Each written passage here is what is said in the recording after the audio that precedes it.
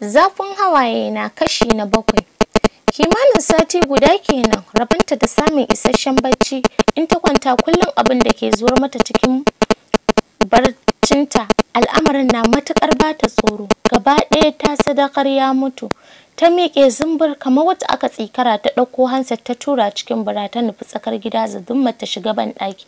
Cikin rashin sa'a ta tarar da mutum 6 suna jira a fito. Ta koma ta nufi can sauran farko, ta fito da wayar a tare cikin faduwar gaba. Shin in ta kira ta ji ya mutu ya za ta yi? Me kuma matsayinta? Ita ta zamo sanadiyya. Wani gumi ya karyo mata ta tsakiyar ka, ta ƙara kiɗimewa, ta ƙara duba lambarsa, ta ƙara wayar a kunne. Idaninta a rintse, gabanta na bugawa da sauri da sauri. Wuf, ta ji an cizge wayar a hannunta. Ta buɗe ido cikin kaɗuwa, ta jiyo Baffa Hamza ta gani. Numfashinta ya nemi ɗaukewa cak. Ta ji gaba ɗaya duniyar na juya mata, ta ja numfashi da ƙarfi. Idanunta suka yo waje. Fitsari take yi amma a wannan lokacin bata sani ba. Inna lillahi ta shiga maimaitawa. Ta ɗauka da a'udhu billahi minash shaitanir rajim. Ke tas ya ɗauke ta da mari tare da bugu da hauri ta hantsila ƙasa. Ya kai hannu ya shaƙo ta miƙe. Ihun kukanta ne ya fargar da jama'ar gidan. Abin da ke faruwa gaba ɗaya suka yi gum. Farida ta shiga shambayar abin da ke faruwa bai tanka mata ba. Haba, irin wannan duka yayi yawa.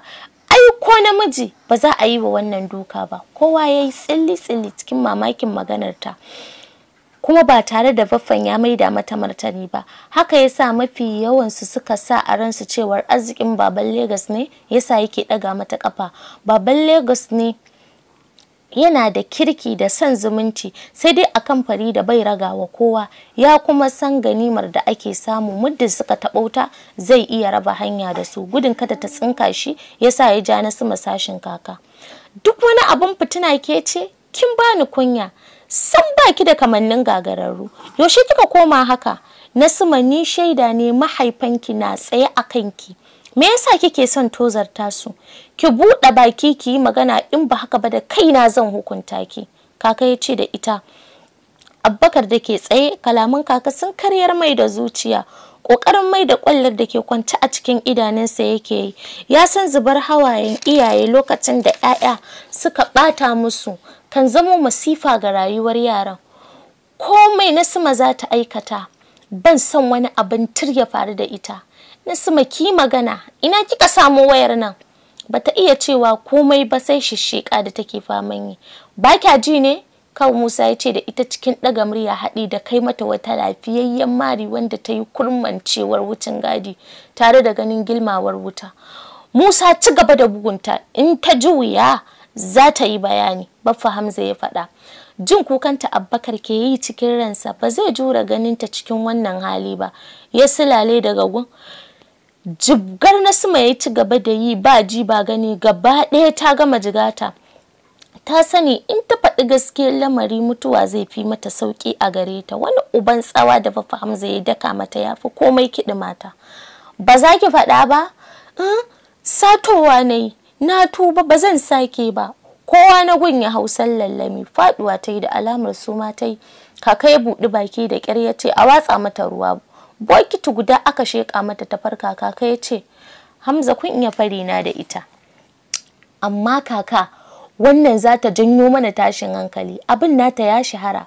Wannan wayar 100 har da 10 ake saidawa. Kuɗin da ke cikin wayar ya haura 50,000. Hakan na nuni da cewa wayar babban mutum ta ɗauko.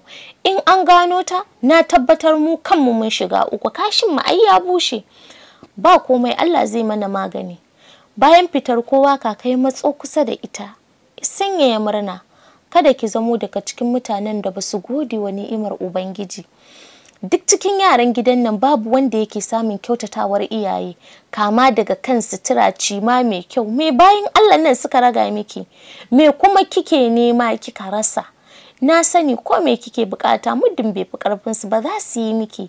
Yoga kikin janyo musu shiga tashin hankali, kin tozarta su. Kin sanya suna jin kunya in har baki gaggauta neman gafarar su ba. Har suka yi fushi, ba za ki taba kanin da kyau ba. Tun da ya soma magana ba ta ɗago ba, tana son gaya mai gaskiya sai dai tana tsoron abin da zai biyo baya. Ta sani in ta faɗa shi ne mutum na farko da zai soma hukunta ta hukunci mafi muni. Ina son wannan jafa'i da kike son jefa mu a ciki ya zamo na ƙarshe. In kika sake, wallahi zan tozarta ki, zan yi miki hukuncin da baki taɓa zato ba. Kukan me kuma kike yi? Ai ni duk abin da za a ce kin yi ba zan musa ba. Abu mafi muni a rayuwar mace ta kai kanta ga namiji. Kin yi. To me kuma ba za ki yi ba Nasma? Da a ce ba a gida na haife ki ba, zan iya rantsewa cewar sauya mini ke aka yi. Bilkisu, ba na ce ki kyale yarinyar nan ba? Kana son ka ce yanzu ma baka yarda da abin da ta aikata ba? Haka nake nufi, wallahi ban taba amincewa ba. Haba Abubakar, ga zahiri ka gani, me yasa kake son ka dinga take gaskiya? Janyo Nasma yayi, suka koma ɗakin sa. Me yasa kike son ɓata rayuwarki? Kin fito a tsatsona ne. Kaf dangin mu babu wanda ya taba aikata abin da kike yi. Babu dan wanda ya taba aikata haka. Nasma, bana zina, bana sata. Na kuma sani Ubangiji ba zai jarrabi diyata da aikata haka ba. Zuciyata ta gaza nutsuwa ga wannan lamari. Dan Allah ki yi mini bayani. Na shiga rudu. Cikin rawar murya yake magana, haka ne yasa ta yi saurin dubansa. Allah ta gani kwance a dakalin fuskarsa. Tausayinsa yasa ta sake rushewa da kuka. Bata san me za ta ce da shi ba. Papa ka yi haƙuri, na tuba, ba zan sake ba. Ya dube ta cikin faduwar gaba. Hakan na nufin kin aikata kenan? Ya tambaye ta cikin kakkausan murya. Wani irin raɗaɗi yake ji a kirjin shi. Tashi ki je. Na ce ki tashi ki bani guri, bana son ganin ki. Wani kuka mai ƙarfi ya ƙwace mata, ta cusa hannu cikin baki, ba ta da alamar tashi. Idan na miƙe komai zan iya yi miki, bana son dukanki. Idan na fara dukanki zan yi miki mummunan lahani. Ya sake buɗe murya gaba ɗaya. Ta zabura suka yi ido biyu da shi, idanun shi sun yi jajir. Da sauri ta miƙe gudu-gudu ta nufi harabar gidan inda suka yi arba da Anas. Ya sha gabanta tare da tare mata hanya. Ta rage tsayinta da niyyar ta shige ta ƙarƙashin sa, ya sake tsare wurin. Kamun kai, ilimi, kunya. Ke ce gaba a gidan nan. Me yasa zaki laƙaba wa kanki abinda masu irin halayyarki ba za su aikata ba, ko da kuwa a cikin mafarkin su ne? Ya Anas, ka ban hanya in wuce, ta faɗa cikin raunaunar murya tana kuka. Dan Allah ka matsa, ba za ki shige ba. Sai kin gaya mini abin da yasa kika yi wa kanki wannan gangancin. Ba za ka ji komai daga gare ni ba. Ashe kuwa ba za ki wuce ba. Dole na wuce, ta faɗa a zafafe, alamar ta soma kulewa. Ki yi mini magana, ta ce in na kifa. Ya ce duka ne za ta biyo baya. Cikin zafin nama ta durƙusa za ta fita ƙarƙashin sa, ya fisgo ta. Kai Anas, me ke faruwa ne? Baffa Hamza da ke shigowa ya tambaya. Yana haki ya ce, wallahi Baffa, ni na sani Nasma ba ta sata. Ba sata ta yi ba, akan me za ta yi wa kanta bakar lamba, bakar lambar da kowane shashika ka shiga a cikin gidan nan gulmar ake yi, maimakon ma in ta aika daɗin a yi mata fatan shiriya, sai dai a yi ta dariya ana zinɗe da ya fice da faɗin Allah ya ƙara. Baffa Hamza ya kufula. Kai Anas, ka fita daga idona. Rashin kunyar taka har ta shahara haka? Ka dubi tsabar idona ka ce za ka gaya min magana? A, to me na ce? Daga faɗan gaskiya? Ko ka ji na ambace ka? Kuma ma ai kai ne ka tambaye ni, na baka amsa. Wannan isa da suke yi ya bata damar barin go. Fita daga harkarta da yawancin 'yan gidan suka yi bai ɗaga mata hankali kamar yadda Biris ɗin Fafa ya ɗaga mata hankali ba. San bai shiga sabgarta, ko gaida shi ta yi baya amsawa. Kaka da Farida ne kurum ke sassanta mata. Ko da yake ita Farida daban ce a gidan, ita ce kaɗai ta san gaskiyar al'amari. Sai dai ta kasa faɗi, tana ganin abin da Nasma ta ƙalawa kanta shine kawai mafita. A wannan kwanakin ita kaɗai ce ke ɗebe mata kewa. Kullum ƙwarin gwiwa take ƙara bata akan Bombi. Shi ma Anas fushi yake da ita ba don ya so ba, sai don kafiyarta. Ya ɗauke mata wuta, duk da yana jin ciwon rashin walwalar da ba ta yi a gidan. Ya zame masa tamkar gidan makoki. Ko da yake in muka dubi zuciyoyin yaran gidan duk haka suke ji, amma kowa ya bar abin shi a ran shi. Muryar Basma ta ji a falo tana yi wa Fafa magana akan malamin su Nasma ya ce a tambaya lafiya ba ta zuwa makaranta. Fafa ya ce je ki ta shirya sai ku tafi. Ta shiga ɗakin cikin shirin makaranta a sanye ta shaida mata saƙon Fafanta. Ta ce zan je na karya ki same ni a harabar mu. Ta ɗan ji Sa'ida a ranta ko ba komai zuwanta makaranta zai rage mata damuwa. Ta shirya ta fito za ta tafi a ɗararren Fafa da Ummanta zaune a falo suna karyawa. Ta durƙusa a tsorace ta kai da su.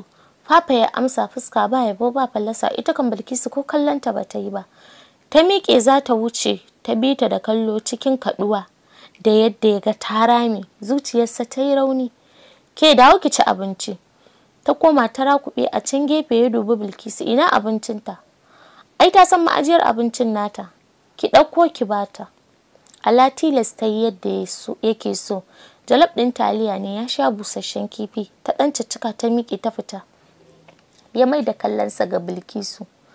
Kullum sai na ce ki sassauta mata, amma shi kenan. Ya miƙe ya fita rai a ɓace. Wasu hawaye suka silalo kuncinta, tana matuƙar ƙaunar 'yar tata. Shin me yasa Nasma ta ɓata rayuwarta? Ta tashi tana haɗa kwanukan da suka ci abinci, ta ɗauki ragowar taliyar da Nasma ta rage, san ba ta ci wani abin kirki ba. Ta jinjina kai kurum. Ƙwayoyi ya sha da yawa suka haukatar da shi, ya yi yunƙurin kashe kansa. Abokansa ne suka kai shi asibiti. Tun da daɗin shi ya je asibitin sau ɗaya bai sake zuwa ba. Ya ce ya zara hannu daga kansa, ya kuma hana dukkan 'yan uwansa ziyartar shi. Anti Aisha matar yayansa ce kawai ke lura da shi, a dalilin haka daɗin ya yi fushi da ita. Daga ita sai mu ne kurum ke zuwa. Mu ma dan dai ba shi da iko da mu ne. Wallahi na tausaya masa, duk da shi ya jaza wa kansa. Dukkan 'yan uwanmu hankalinsu a tashe yake, musamman ma mamata. Na sani mutum ne mai kafiya da taurin kai, yakan aikata duk abin da zuciyar shi ta raya masa. Amma mutum ne shi mai taimako. Akasarin taimakonsa yakan yi ne bayan ya sha ƙwayoyin gusar da hankali. A wannan lokacin in yi maka kyauta sai ka kusan zautuwa don mamaki. Kuma komai namu shi ke ɗaukar ɗawainiyar kafatanin danginmu. Na sani Allah shi ya tsaga muke samun alheri a ƙarƙashinsa, sai dai in mun rasa shi ko makarantar da nake zuwa mawuyacin abu ne na ci gaba. Mawuyacin abu ne ya iya ci gaba da rayuwa. Ta share ƙwallon fuskarta. Nasma, ina son ki je ki duba shi, ki ce masa kin yafe masa. Ba zan iya ba. Kin san halin gidanmu, zuwa na zai haifar mini da babban matsala. Halin da na shiga ina tsoron kada na sake afkawa wani. Zan ci gaba da yi masa addu'a da yarda Allah ba zai mutu ba. Ki daure, ba wani guba ne mai nisa. Asibitin na Fadima ne na nan Zura, please.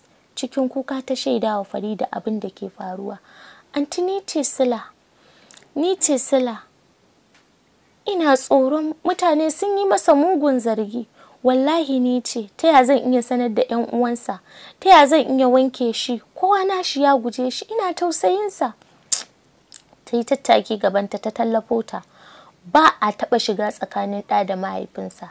Da zarar mahaifin nasa ya huce, za su sasanto. Ɓacin rai ne ya sanya shi faɗin haka. Ke kuma tausayawarki shine ki so shi. Yanzu ki je ki ciki ki shirya, za mu je mu duba shi. Ki koma sashin nasu. Bata iya shiryawa ba har lokacin da Farida ta shigo. Ya na ganki babu shiri? Ta dubi Bilkisu. Ummi, cewa fa nayi ta shirya za ta raka ni unguwa, shine ta wani zamanta. Oya ta shiki shiga wanka. Ta bude sif din Nasma ta dauko mata riga da siket masu aiki da adon duwatsu haɗi da mayafinsu. Da Nasma ta fito daga wanka ta ce ta taho su je sashin ta shirya a can. Farida ta gano tsagwaron kyau a gun Nasma. Ta yi murmushi. Kina da kyau da yawa Nasma. Kyawunki mai ɗaukar hankali ne. Za ki mallaki duk abin da kike so da wannan kyan naki. Ta ɗauko turare tana fesa mata. Na ce ki daina kukan nan haka ko? Anti Farida ina tsoro kada mu je a ce ya mutu. Ta kai hannu kan kumatunta inda yake. Lotsawa ba zai mutu ba, wuce mu tafi. Suka yi waje ta danyo shashinta ta rufe. Su Babba Hamza zaune a majalisar su wadda suke kafawa a kofar gida. Daga can gefen su Anas ne su ma sun kafa tasu majalisar. Rufa'i ne ya fito. Anas, kai wace haduwa ce waccan kamar Nasma? Sunusi yayi tsaki. Wannan matar yayin tana son zakewa fa. Tufa shigar da Nasma ta yi. Na san ita ta saka